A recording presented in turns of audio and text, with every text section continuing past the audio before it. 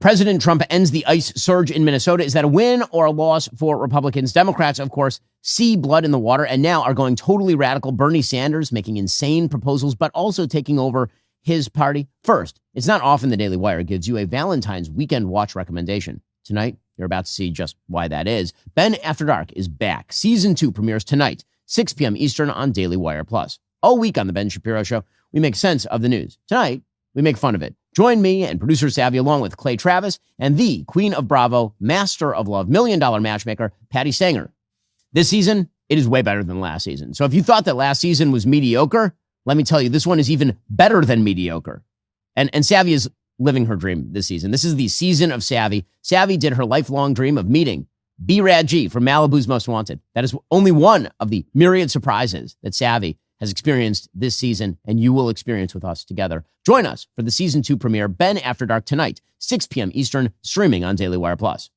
So yesterday, the President of the United States announced that the ICE surge to Minnesota would be ending. According to the Wall Street Journal, President Trump's border czar said the administration is ending its crackdown in Minnesota, wrapping up an operation that sparked outrage after the fatal shooting of 2 U.S. citizens and prompted Democrats in Congress to block funding for the DHS. Tom Homan, the responsible adult in the room, spoke about this yesterday. Here's what it sounded like. The QRF deployments have dropped dramatically because we have less of that occurring, less of the agitator that crossed that line. That is a good thing. That is a win for everybody, not just for the safety of law enforcement officers. It's a win for this community. With that, and success that has been made arresting public safety threats and other priorities since this surge operation began, as well as the unprecedented levels of coordination we have obtained from state officials and local law enforcement, I have proposed, and President Trump has concurred, that this surge operation conclude. Okay, now, on a factual level, was the surge a success? Well, it sort of depends on what you're looking at. If you're looking at the statistics in terms of arrests, then sure, it was a success. If you're looking at maybe some concessions obtained, as Homan says, sure, it was a success. In a PR way, was it a success? The answer, of course, is not really. In a PR way, it was pretty bad for the Trump administration. According to the Associated Press, brand new poll from AP-NORC, about 6 in 10 American adults say President Trump has gone too far in sending federal immigration agents into American cities. So the views of Trump's handling of immigration remain steady over the past month. About 4 in 10 say they approve. But apparently, the Republican Party advantage on immigration has shrunk pretty significantly since October. About 3 in 10 U.S. adults now trust Republicans to do a better job handling immigration. About a similar share say the same about Democrats, and about 3 in 10 say both parties do a terrible job. Now, that is a really bad statistic for the Trump administration. This has always been a strength for the Trump administration. Remember, if 3 in 10 Americans are saying that the party they trust on immigration more is the one that left the border wide open for 4 years under Joe Biden, that is a referendum on the handling of immigration by, in particular, the Secretary of Homeland Security, Kristi Noem, who has been, I will say it, disastrous. Again, I think that the strength of the Trump administration when they came in is they came in with a hard-nosed plan to do things on executive orders. They moved fast. And yes, they broke some things, but it was concerted action. The first 3 months of the Trump administration was one of the most effective administrations I've ever seen in action. And then it turns out that if you take people who are good on TV and you just put them in cabinet positions, sometimes it works out okay, and sometimes it really, really does not.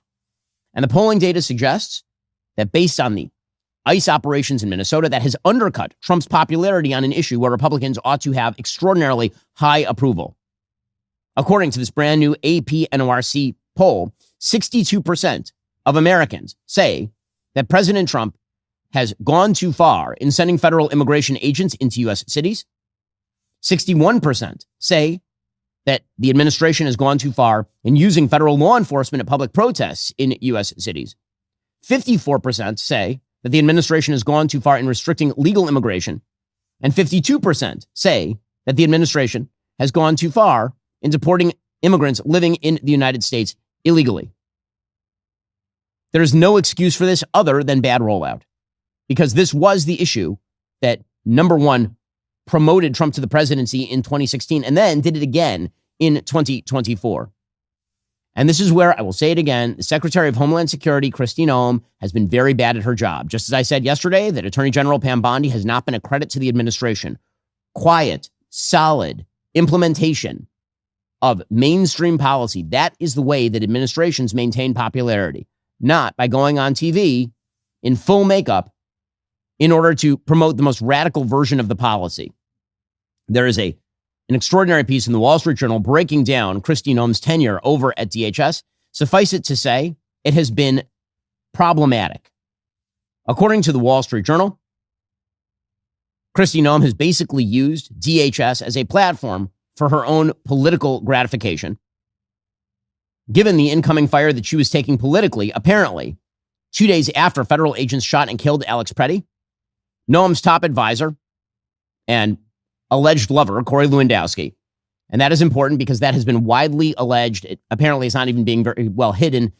Lewandowski, both of them are married, by the way. Corey Lewandowski is married. Kristi Noem is married. It has long been rumored in South Dakota politics. It's been long rumored since she became DHS secretary that they live together, essentially. Corey Lewandowski is not just her top advisor. He may be her paramour, and I say may very advisedly there. Apparently, Lewandowski messaged Tony Fabrizio, which is one of Trump's pollsters, with the request to cut an ad to help Kristi Noem. Fabrizio ignored the entreaty.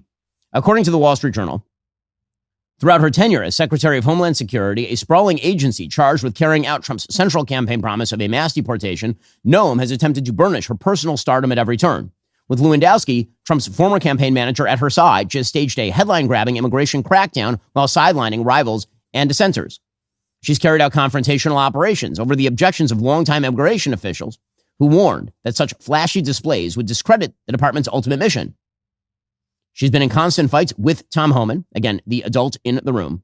Apparently, within DHS, Noem and Lewandowski frequently berate senior-level staff, give polygraph tests to employees they don't trust, and have fired employees. In one incident, Lewandowski fired a U.S. Coast Guard pilot after Noem's blanket was left behind on a plane, according to people familiar with the incident. This would not surprise anybody who's familiar with the work of Corey Lewandowski historically. By the way, I'm not even sure why Lewandowski has the power to fire people working with Kristi Noem. He has sort of a temp position. When you read down in the article, what you find is that days after Preddy's shooting, Lewandowski and Noem were spotted sitting together at the Mar-a-Lago wedding of Dan Scavino.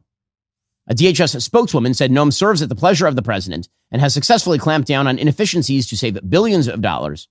She said that all the officials are on the same page, but apparently Noem and Lewandowski's close relationship had already made Trump and his top advisors uncomfortable.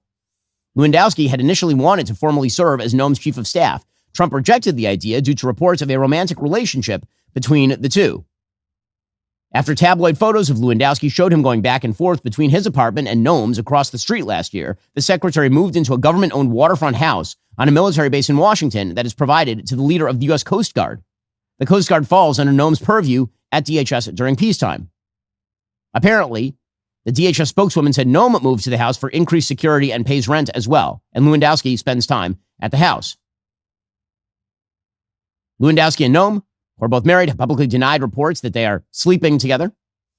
But again, let's just say the rumors are extremely strong. The pair have been using a luxury 737 MAX jet with a private cabin and back for their travel around the country. DHS is currently leasing the plane. They want to buy the plane, but the purchase would be double the cost of each of 7 other commercial planes the department is also buying at the pair's discretion to carry out deportations. Apparently, behind the scenes, Noem and Lewandowski have been attempting to box out Tom Homan, who again is the responsible person. I'll say it again. You need responsible people in the room working for the president of the United States. That's how success is achieved. More than a week after Preddy's shooting, apparently Noem and Lewandowski berated Todd Lyons, the acting ICE director, for videos that emerged in Minnesota showing federal officers continuing to tangle with protesters. They said the president hated the continued stream of videos, and they pinned the blame on Lyons. And then they demanded that Lyons draw up a new plan for ICE to carry out targeted enforcement, which is the approach Lyons wanted, but apparently Noem had rejected. Lewandowski took Noem to functions with Republican kingmakers starting in 2019, introducing her as a rising star in the party. He suggested her as a possible VP candidate in 2024, and then he pushed her for DHS. Again, the spending inside the department is fascinating. Lewandowski, for one, who is working under a sort of, again, temp contract because he has taken a position that allows him to maintain pay in the private sector. He has urged officials to move away from continuing long-term contracts with companies toward new ones. Some say allies of Noam and Lewandowski instructed high-level staff to meet with particular companies for services that other contractors have previously carried out.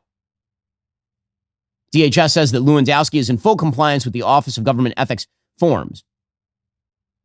We will have to find out because, again, all of this is suspicious to say the least. And the bottom line is, does it help Trump?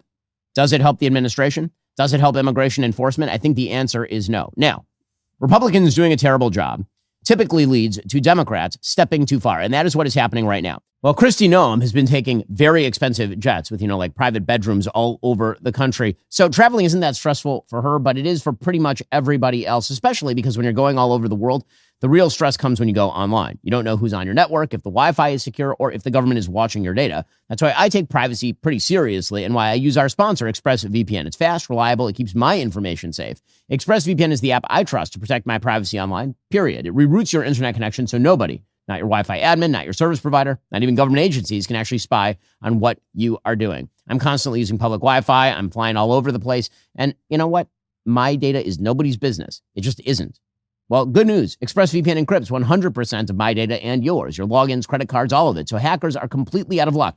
Here's the thing. It's the only VPN I actually recommend. It's ranked #1 by the Virgin CNET. You can use it on up to 14 devices at once. That means your whole family is protected. And right now, you can get ExpressVPN for just $3.49 a month. That's less than 12 cents a day. My listeners can get an additional 4 months of service when you use my link at expressvpn.com/Ben. That's expressvpn.com/Ben for 4 additional months of service with ExpressVPN. Also, you know what holiday our sponsor Pure Talk celebrates? President's Day, because they believe that wireless service should only cost you a couple of presidents, like a Jackson and a Lincoln, which is $25 a month for those unfamiliar with what's on the dollar bill. I know we're all digital now, but you get unlimited talk, text, plenty of data for just $25 a month. That's like the cost of 1 or 2 meals out versus the hundreds that Big Wireless charges families every single month. No reason wireless service needs to be that expensive. What makes Pure Talk different goes beyond just price. They're an American wireless company that actively supports our veterans, and they invest in a U.S.-based customer service team. So when you call, you're speaking with somebody right here at home who can actually help you. I use Pure Talk all the time. Obviously, my wife and I have been planning the daughter's bat mitzvah, which is to say she's been planning the bat mitzvah, but I've been taking a lot of calls. Pure Talk is what makes that happen for me. Pure Talk uses the same towers as the big carriers, so enjoy superior 5G coverage without the inflated price. Just $25 a month for talk, text, plenty of data, no contract, no cancellation fee. What are you waiting for? Head on over to puretalk.com/Shapiro. You'll get 50% off your very first month of coverage. Again, that's puretalk.com/Shapiro to make the switch to Pure Talk. So it is, in fact, the right political move. Whether it is, in fact, the right policy move, it is the right political move for the administration to go back to status quo ante in Minnesota because it takes the bat out of the hands of Democrats. But Democrats apparently are not letting the pedal off the metal, even though they already seem to have achieved what they wanted to achieve, which is ICE no longer doing massive raid operations in Minnesota. Even Politico, which is far from a right-wing outlet, is recognizing pretty openly that this undercuts Democrats' messaging that the administration is being overweening in its pursuit of illegal immigrants. Quote, by pulling out of Minneapolis, says Politico, the epicenter of the left's fight to overhaul federal immigration enforcement after federal agents killed 2 American citizens, administration officials and allies argue that Democrats will lose political steam as attention gradually fades from the administration's aggressive enforcement actions. By the way, this is one of the rules of politics. You know when you can get things done? When people aren't generally talking about it. When it's on the front pages, very difficult to get things done. Nevertheless, Democrats continue to pursue a DHS shutdown. According to Axios, lawmakers are departing Washington as of yesterday without a deal to fund the DHS, all but ensuring a partial government shutdown at the end of day Friday. This would be the 3rd shutdown of President Trump's 2nd term. Despite 2 weeks of negotiations, Democrats said on Thursday they were no closer to a deal with Republicans to avert that shutdown. Democrats continue to tout the idea that DHS needs to be defunded or major changes need to happen inside of DHS. They are stepping too far. They saw political blood in the water with the mishandling of people like Kristi Noem and Corey Lewandowski. And now, predictably, they're moving too far in the opposite direction. Chuck Schumer, the Senate Minority Leader, he says that they will cut funding to ICE. The Republican bill on the floor allows ICE to smash in doors without warrants, to wear masks and not be identified, to use children as bait for their parents. No oversight. We are keeping our word. No funding for ICE until it is reined in, until the violence ends. Okay, well, here is the thing. Again, Trump, by putting a professional in charge, is already on the path toward a more professional implementation of policy. And now I think Americans are going to turn and say, okay, well, why don't you just work with the responsible agents to go after criminal illegal immigrants? That is the policy everyone wants to see implemented. But as always, Democrats can't stop themselves. Alex Padilla, who is the senator from California, he is out there on point defending sanctuary cities. I mean, good luck with this proposal.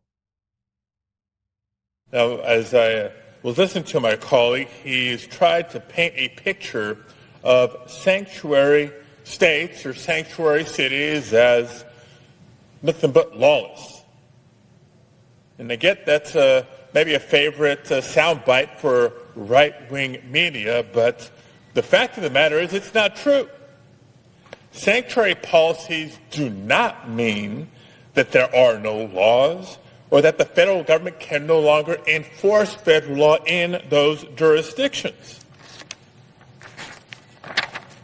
What sanctuary policies are is simply an affirmation that immigration enforcement is the job of the federal government, and that state and local authorities cannot be co-opted or forced into performing inherently federal responsibilities.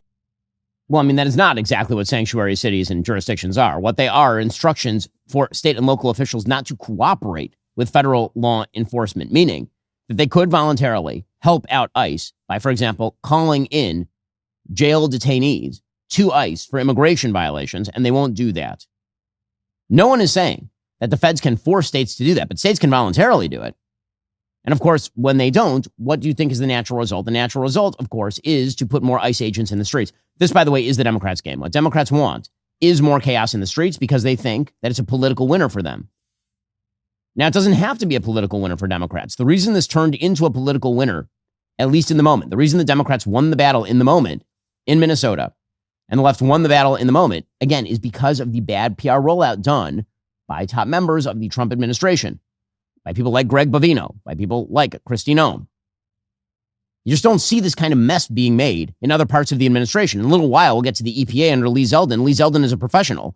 And so the EPA and President Trump can make one of the most signal changes in American regulatory policy of the last 5 decades. And it won't generate the kind of heat and light that have been put around what happened in Minnesota. Because competence actually matters. Okay, but as I say, Democrats can go too far here. Minnesota Attorney General Keith Ellison, who is a disgrace to his profession, he was testifying in front of Congress yesterday, and he was asked a question by Senator Bernie Moreno of Ohio. And Ellison said, I'm not sure that if you're in the country illegally, you should be deported. If you enter the country illegally or you overstay a visa, should you be deported? My simple answer is, sir, it depends. Okay, so if somebody breaks into your home, should they be arrested for breaking and entering, or does it depend? It's an entirely different scenario. How's that?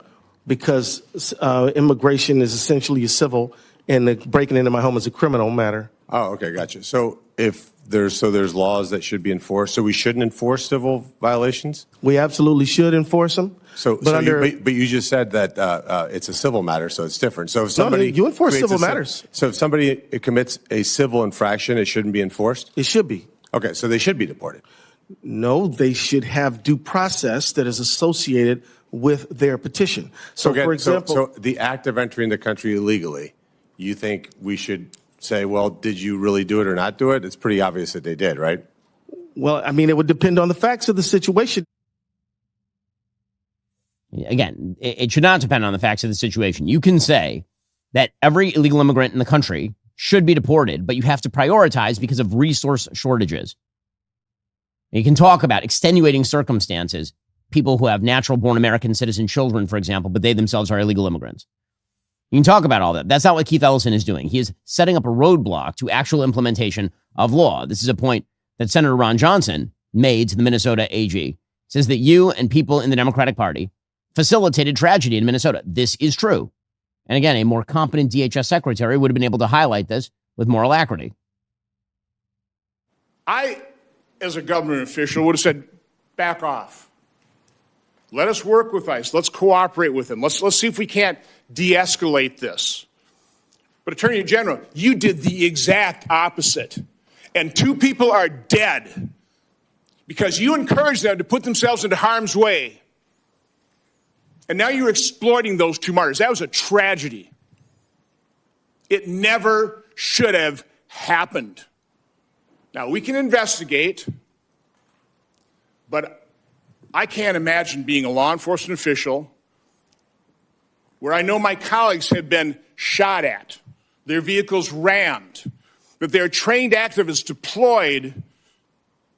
And by the way, we know at least one of those activists had a semi-automatic pistol with extra clips. So now you're an ICE officer. You're doing enforcement action. You've got a team behind you trying to protect you. You've got all these trained activists behind you. Is it any wonder they're at hair trigger alert? A tragedy was going to happen, and you encouraged it. And you ought to feel damn guilty about it. Thank you, Mr. Chairman. Obviously, again, when it comes to these hearings, it is televised moments, but he is obviously correct on the merits here. And again, you're seeing this bleed across the entire Democratic Party. So one Georgia state representative named Marvin Lim appeared in an anti-ICE rally where he appealed specifically to illegal immigrants. Immigrants and families of immigrants, we see you. Whether you are a citizen, whether you have no documentation, an asylee, TPS, any of those, we see you, we hear you, and that's why we are speaking out for you who cannot be here today, because we love you and we are fighting for you. Thank you. Cardi B, a much more popular figure, at her concert the other night, suggested that if ICE agents were in the crowd, they should be physically assaulted.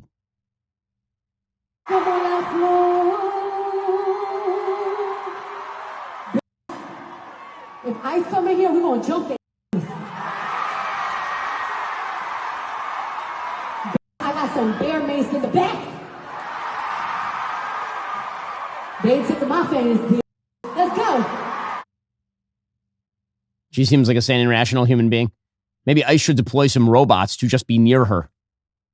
If you have not seen the video yet of Cardi B being knocked over by a robot, the Robo-ICE is obviously the solution. But this speaks to the radicalism of Democrats. So CNN's Harry Enton points out that Americans may not be in love with all the things that President Trump is doing, but you know what they really hate? The radicalism of Democrats. And this is why it is amazing. It is truly an amazing thing how reactionary American politics is. People believe, for example, that because Joe Biden was a bad president, this means that you can now run up the score on every extraordinary wish list item you have on the reactionary right. And then similarly, if Democrats smell any blood in the water with regard to Minnesota, for example, they can now swing as radically to the left as they could possibly want. And it turns out most Americans not into any of this. Most Americans just want responsible governance. It's not that difficult. It really isn't.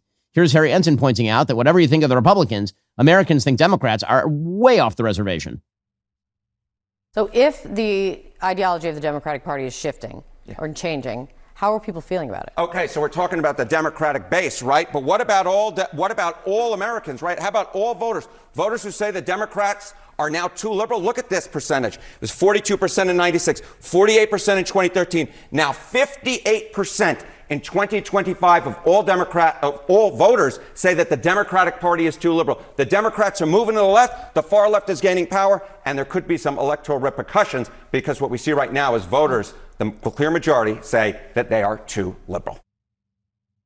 And this is really the story of what Democrats are doing. They continue to swivel ever out to the left. It's truly insane. After Donald Trump shellacked Joe Biden, their decision is maybe we should move further to the left than Joe Biden and Kamala Harris. That's their move. Totally crazy. Bernie Sanders, according to Axios, who, again, it will never stop amazing me that Bernie Sanders, a career useless person, a leech on the ass of American society for all of his 8 decades, that human somehow has become the ideological thought leader of an entire major party in the United States. It is totally psychotic, totally crazy. The dude has produced 0 things of value. He has the political mentality of a 7-year-old, literally a 7-year-old. You know, there are a lot of bad things in the world. Some bad things happen to people. And those bad things can only be cured. They can only be cured by the government. You know, some people are rich and some people are poor, and that's bad. I wish some people were not rich. That would be good. Like, everything he says is along the lines of a fortune cookie idiocy that is only replicated in small children. Truly. And somehow this has gained all sorts of credibility inside the Democratic Party base. Well, now, according to Axios, Senator Sanders is feeling emboldened by the progressives' shock victory in a New Jersey special House primary last week. He is now sizing up his next targets. He has endorsed over a dozen progressive House and Senate candidates who are aiming to reshape the Democratic Party.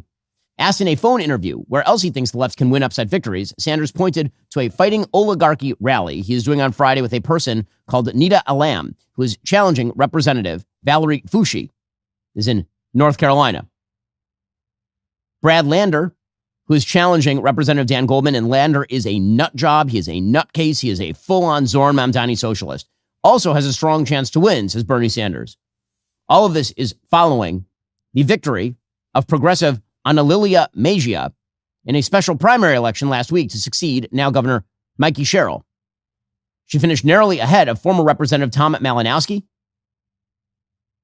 Mejia will have to win an April general election to get seated, and then another primary in June to keep her seat for another 2 years. But naturally, the Democrats have decided to coalesce around her because this is the way that it works. Neither party apparently has the stomach to simply say to its most extreme actors, no, you don't get to hang out with us. Sanders told Axios that she ran on a strong progressive agenda, and she's going to stand up to oligarchs. And then he compared her to Zoran Mamdani. Sanders has also endorsed House candidates in Wisconsin, Michigan, Illinois, Pennsylvania, California, Utah, and Montana. And he is backing radical Senate candidates Abdul El Sayed in Michigan, Graham Plattner in Maine. That's the dude who had the SS logo carved into his chest and then had to pretend that's not what it was. And Peggy Flanagan in Minnesota, as well as Maine gubernatorial candidate Troy Jackson. The Democratic Party is swiveling out to the Bernie Sanders left. And let us never forget, Bernie Sanders' ideas have been tried and they fail everywhere they've ever been tried. They are garbage ideas, true trash ideas. His latest trash idea, by the way, is that he wants a moratorium on data center construction. Okay, cool. Let's just destroy economic growth in the country. Sounds great. Sounds great. His chosen proteges, by the way, have already destroyed tens of thousands of jobs across the country. You'll recall that AOC, bartender turned congresswoman, turned media sensation because of her fresh-facedness. You'll remember that when Amazon was thinking of relocating to her district, she killed that, thus thrusting tens of thousands of jobs out of her own district, a major win for her constituents, clearly. Well, now Sanders wants to destroy data center construction. On MS Now, he said, we have not a clue. We are totally unprepared for what is coming. We've got to slow this thing down. What is he talking about? He's talking about we need to slow down AI because obviously redistributing misery is better than redistributing prosperity. Sanders says that AI is bad because it alienates workers from their labor. The real thing, of course, is that businesses might do well and the stock market might do well. And that is the thing that he wants to oppose. So if Democrats want to side with the let's destroy the economy wing of the party, good luck to you. Here is the reality. President Trump's economy is working, and it is working really well right now. Brand new CPI report out this morning. Consumer prices rose 2.4% in January from 1 year earlier. That is cooler than the 2.7% recorded in December. That is lower than expected inflation. Again, it's higher than 2%, but it is way down from the 9-10% we were seeing on an annualized basis some quarters from the Biden administration. Core prices rose 2.5% in January from a year earlier. The latest annual number had some help since a high inflation reading from January 2025, according to the Journal, has now dropped out of the past 12 months of data. Month over month from December, consumer prices in January rose a seasonally adjusted 0.2%. Core prices rose 0.3%, but wages are now outpacing inflation. Wage increases are outpacing inflation under the Trump economy. That is a reality. And economic growth is the thing that President Trump is doing exactly right. So as I mentioned before, competence is a very useful thing. President Trump's work with the EPA is competent. It is low-key and it is competent, and it is not going to upset the apple cart or be unpopular. So according to the Washington Post, Nearly 17 years after the EPA declared that carbon dioxide and other greenhouse gases threaten the public health and welfare, the agency on Thursday rescinded the landmark legal opinion underpinning a wave of federal policies aimed at climate change. Under Barack Obama, the agency issued a so-called endangerment finding suggesting that greenhouse gases could be regulated without congressional legislation, like the Clean Air Act, which was passed in the 1970s, somehow covered greenhouse gases, which of course is ridiculous. And the question here isn't whether greenhouse gases should be legislated. It is whether you should unilaterally be able to regulate those from the executive branch of the government. If Congress wants to pass a big bill putting caps on greenhouse gases, they have the power to do that, presumably. But that's not what happened. Basically, the Obama administration created a fake legal finding that the Clean Air Act, which never contemplated carbon dioxide being actually covered by the Clean Air Act, they said that somehow the Clean Air Act covered that. It was evolving in its meaning or something. And therefore, the EPA could simply regulate every company in America under its auspices. That, of course, was false. At an event at the White House on Thursday afternoon, President Trump suggested that this was the biggest deregulatory action in American history. Here he was announcing it yesterday. Under the process just completed by the EPA, we are officially terminating the so-called endangerment finding, a disastrous Obama-era policy that severely damaged the American auto industry and massively drove up prices for American consumers. Prices went up incredibly for a worse product. This action will eliminate over $1.3 trillion of regulatory costs and help bring car prices tumbling down dramatically. And then he added he hopes that we build no more windmills in the United States because, in his opinion, they are useless. He is fact-checked mostly right. Basically stopped all windmills in this country. It's the most expensive energy you can get. They're all made in China, a little bit in Germany, but mostly in China. And we're putting them all over our fields and ruining the fields and killing the birds and all of this. And the environmentalists say they like them, but they really are a tremendous eyesore. They ruined. Europe has gone, as you know, Europe isn't even recognizable anymore between immigration and because of, environmental things like the windmills, which are taking over. The people hate them. The energy is by far the most expensive. And we're fighting very hard to make sure that they don't get built. I hope we don't have one built during my administration. Now, of course, the New York Times is fighting mad about all of this. A piece of reporting that really is just opinion masquerading as reporting by Lisa Friedman says, led by a president who refers to climate change as a hoax, the administration is essentially saying that the vast majority of scientists around the world are wrong and that a hotter planet is not the menace that decades of research shows it to be. It's a rejection of fact that has been accepted for decades by presidents of both parties, including Richard Nixon, whose top advisor warned of the dangers of climate change, and the first president, George Bush, who signed an international climate treaty. And it is a knockout punch in the years-long fight by a small group of conservative activists, as well as oil, gas, and coal interests to stop the country from transitioning away from fossil fuels and toward solar, wind, and other non-polluting energy. Believe it or not, that is not an opinion piece. That is a reported piece from the New York Times. Total trash.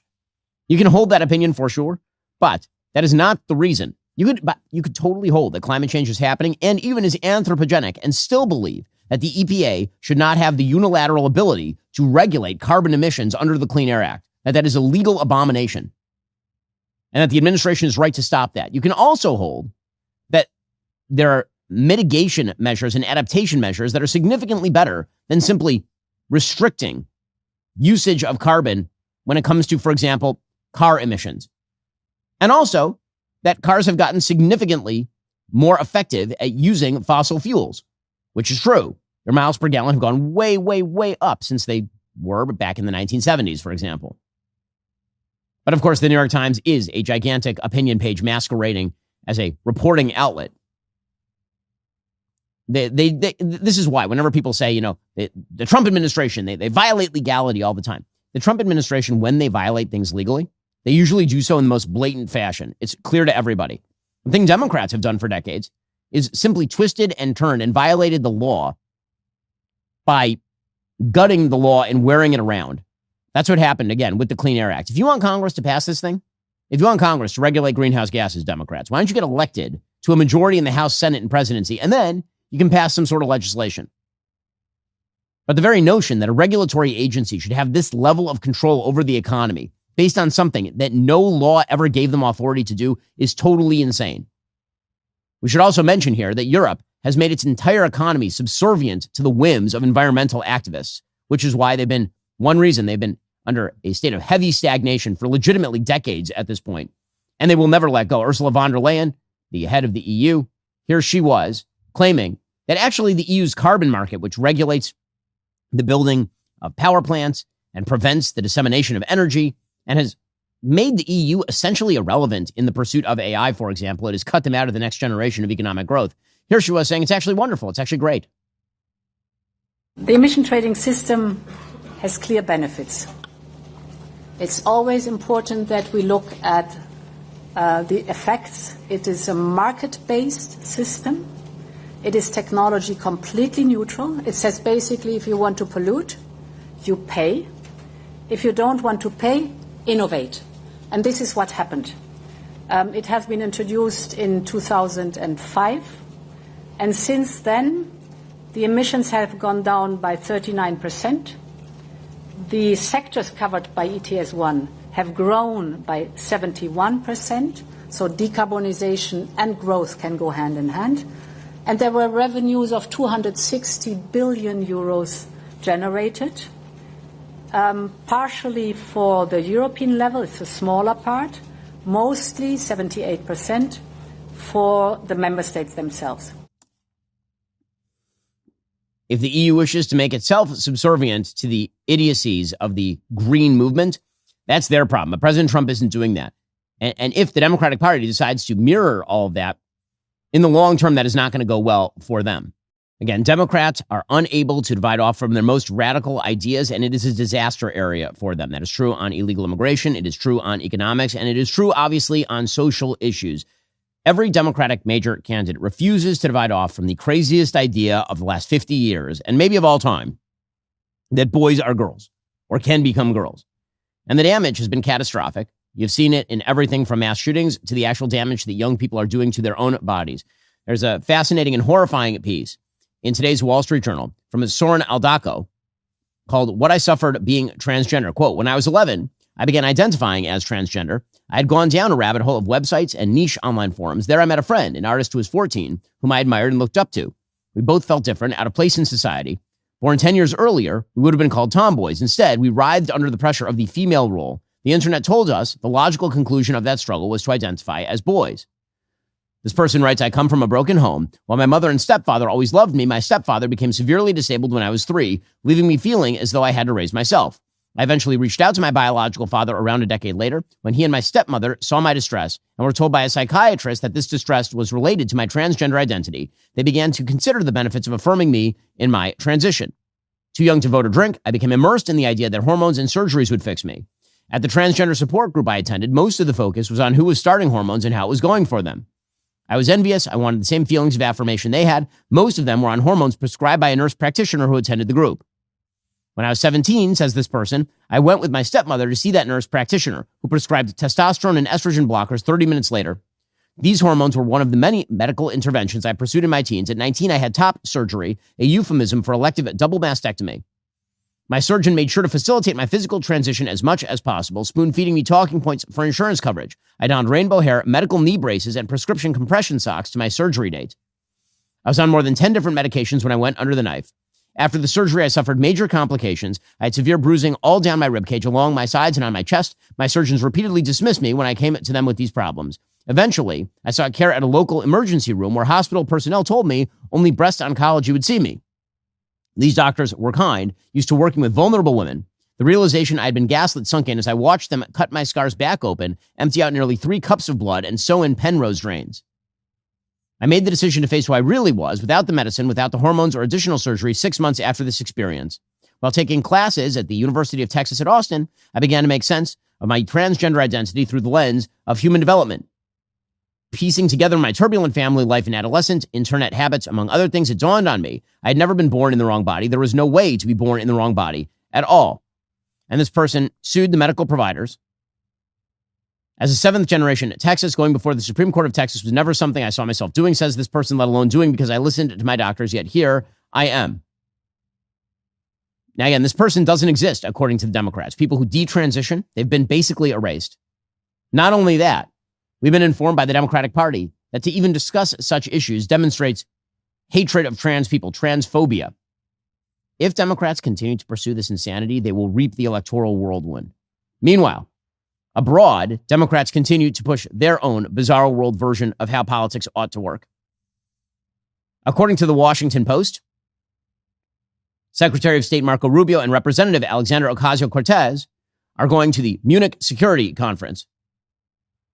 Rubio is widely seen as the good cop in the Trump administration's ever-widening conflict with Europe. Ocasio-Cortez is expected to decry the influence of billionaires and corporate interests on international policies she views as hostile to the working class. She's expected, of course, to rip into Israel. So her perspective is going to be that America's role in the world should be joining left-wing agitators all around the world to appeal to Hamasniks and their allies. We'll see how that works out for, again, Democrats, if they decide to go radical, and if their foreign policy is side with the worst people on planet Earth, then we will see how that works for them. Hamas is not exactly a potential ally. Meanwhile, if Republicans continue to pursue a realist interventionism, then that will be the style of politics that does work. This is what I say. When Democrats sense blood in the water, they always make the mistake of going all the way, all the time. And Democrats are also pursuing a bizarro world version of reality that's being rejected across Europe itself. As the New York Times now reports, Switzerland is about to hold a referendum in June on whether to cap its population at 10 million until 2050 by limiting immigration. Supporters of the initiative say measures should include making it harder for foreigners to gain permanent residency once the population passes 9.5 million and revising the country's agreement with the EU that allows for free movement between Switzerland and the rest of the continent. Switzerland is not part of the EU. Both the government and parliament voted to oppose the initiative, but the referendum was triggered automatically because over 100,000 citizens signed a petition in support of the vote. The petition was promoted by the Swiss People's Party, a right-wing party that currently holds roughly a third of seats in the Swiss parliament. Amazing that this is happening all across Europe, but predicted by the writer Mark Stein many years ago that eventually Europe would wake up and have to face reality. I think that is a reality that many in the left in the United States have refused to acknowledge. The migration patterns that the West has undertaken over the course of the last 60 years have not exactly been a gigantic boon culturally. And the left wanting to continue to promote that is going to backfire. All right, the other big story, of course, in the United States continues to unfold. That is the kidnapping of Nancy Guthrie. We are now almost 2 weeks into the kidnapping. Harvey Levin over at TMZ apparently received a new email from a tipster suggesting a bleak picture for Nancy Guthrie, the 84-year-old woman who's the mother of Savannah Guthrie and was kidnapped nearly 2 weeks ago. Again, this is the same person who sent us something yesterday. And this one, well, it is more ominous, and we can talk about that in a minute. But this person says, you got to take me seriously. And he's saying the reason he wants this Bitcoin is because he is going to have to go underground. Because he says he fears retaliation. He knows who the kidnapper is. And he's going to be kind of tarred and feathered, as he puts it, a national rat. But he also mentions the delivery man. He said, I also don't want, this, I could end up with, being implicated the way this delivery man was, and he was, detained but released, and he doesn't want that either. So he said, basically, he needs this Bitcoin so he can just disappear for a while and not work. Okay, that's ridiculous. That, of course, is a ridiculous excuse. If you know about somebody who was kidnapped and your excuse is I need Bitcoin to take care of me, just in case people get mad at me for having... How many, show of hands in America, how many people believe that a person who tells the cops where Nancy Guthrie is will be seen as a rat? Show of hands. That is ridiculous contention. The FBI, however, seems bewildered. The FBI's Phoenix office posted on X yesterday, quote, today the FBI is increasing its reward up to $100,000 for information leading to the location of Nancy Guthrie and or the arrest and conviction of anyone involved in her disappearance. The description of the attacker, the kidnapper, is a male approximately 5'9" to 5'10" with an average build. Well, I mean, good luck with that description. You just described half of America. He was also wearing a black 25-liter Ozark Trail Hiker Pack backpack in the doorbell video, according to authorities. The FBI has collected over 13,000 tips from the public related to the case. It just shows how much the FBI has to track down in every case that they have to handle. So, again, the FBI is now grasping at straws. Apparently, according to the New York Post, investigators erected a white tent over the entryway of Nancy Guthrie's house yesterday, and they removed the remaining Nest doorbell camera equipment from her door. It's unclear what else they recovered. In a statement, authorities confirmed they'd recovered several potentially key pieces of evidence, including a pair of black gloves, one of which the Post saw the feds recover from the side of a nearby road on Wednesday. Again, unclear whether those gloves have been linked to the attacker. Our Daily Wire investigative reporter Lynden Blake joins us on the line right now. Episode 9 comes out today in her series, Finding Nancy Guthrie. Lynden, thanks so much for the time. Of course, man. Thanks for having me. So we are now nearly 2 weeks into the saga. It feels as though very little progress has been made. We're kind of feeling drips and draps of information that have been coming out. You know, a pair of black gloves that were apparently found. They're moving the Nest video camera from Nancy Guthrie's door.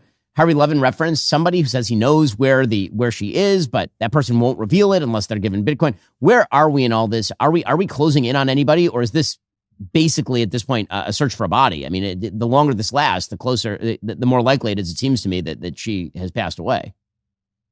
I mean, I think you can tell by the way the searches are kind of doing like the grid searches and stuff, and the places that they're searching. I mean, there's that possibility that they're looking for a body. I mean, it is day 13 since she's been missing. But I must say, when the video came out, the footage from Nancy's doorbell camera, you know, everything kind of went up a notch, and you obviously get more leads, the 4,000 tips and stuff. But Ben, I must say, knowing about what's going on between Pima County Sheriff and FBI and just the tension that's happening on the ground. So this friction right now between Pima County Sheriff's Department and the FBI is bringing up an investigation that the FBI did back in 2016 with the Pima County Sheriff's Department. At that time, Chris Nanos was the appointed sheriff, and they're being investigated for misuse of funds. And Nanos was never indicted because of this, but the second in command chief deputy was. And so a lot of people were thinking that this current tension, this current just not willingness to work together goes back to Nanos and his feelings toward the FBI from a situation that happened a decade ago.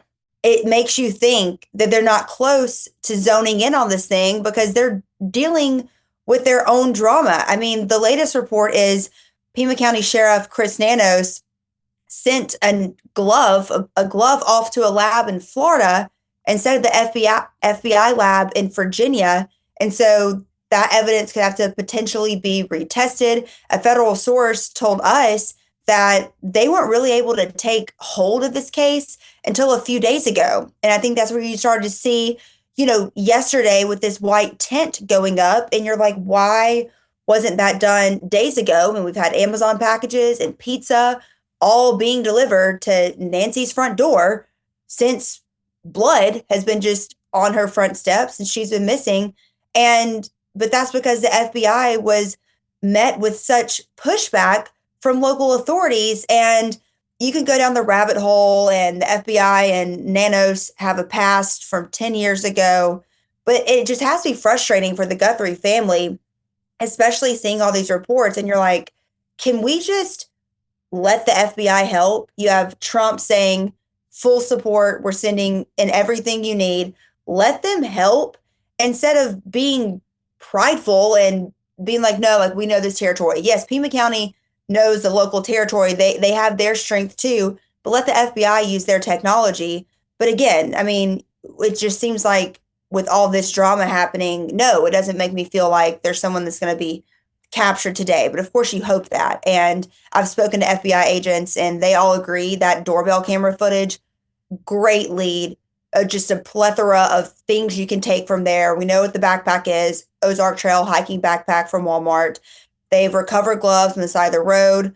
Allegedly, there's been gloves recovered inside the house that's now in evidence. So it's a good jump start, but it just makes you wonder the first week, not much was being done. I mean, you mentioned the conflict between the sheriff's office and the FBI, and this is bewildering to everybody who's watching this from the outside because, I mean, you have an unfolding kidnapping drama, and meanwhile, you have infighting between these two branches, government, one local, one federal. You mentioned that there had been some conflict between Nanios, the sheriff, and the FBI 10 years ago. Can you explicate, like, what is the conflict? What's the holdup here? Because as you say, it should be all hands on deck at this point. I'm pretty sure there was some type of investigation into how he ran things and where money was going or funds. And I'm going off memory really quick, just 2016, we'll say allegedly around the 2016 mark. He was never charged with anything. Nothing ever came of it. But that's where people are thinking that this current tension. Now, of course, Sheriff Nanos has denied everything. Like, no, we're working great with the FBI. I mean, in one of the press conferences, he even was like, we never turn down federal help. We always welcome them in. And, it just made it seem like they were the best of friends. But that's not the case. When you have investigators on the ground walking around, deputies and FBI, and they're asking, we don't really know who's in charge. That's not a good sign. You don't want to be thinking about who's in charge when you're looking for a person, potentially looking for a body, and for sure, 100% trying to find out who did this. Well, that's Lynden Blake, Daily Wire investigative reporter. Go check out episode 9 of Finding Nancy Guthrie, available only at Daily Wire Plus. Lynden, thanks so much for the time. I appreciate the updates as always. Of course, Ben. Thanks. Alrighty, guys. Coming up, we'll get into all the foreign policy talk, what's going on in Venezuela and Iran. The show continues for our members right now. Remember, in order to watch, you have to be a member. If you're not a member, become one and use code Shapiro at checkout for 2 months free on all the annual plans. Click the link in the description and join us. This Valentine's Day, there's a new home for romance. I was told this was a segment on Milton Friedman and the economics of gift giving. He technically isn't a bachelor, but he sure is a professor of love. Find out what happens when 30 contestants looking for feelings run into the wall of facts. I don't trust anyone who says love is love. That is not an argument. That is a tautology. Yeah, he's a real catch.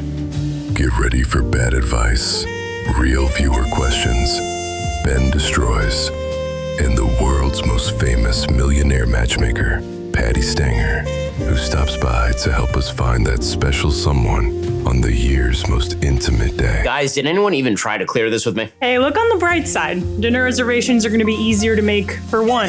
Ben, After Dark. Love hurts. Logic hurts more.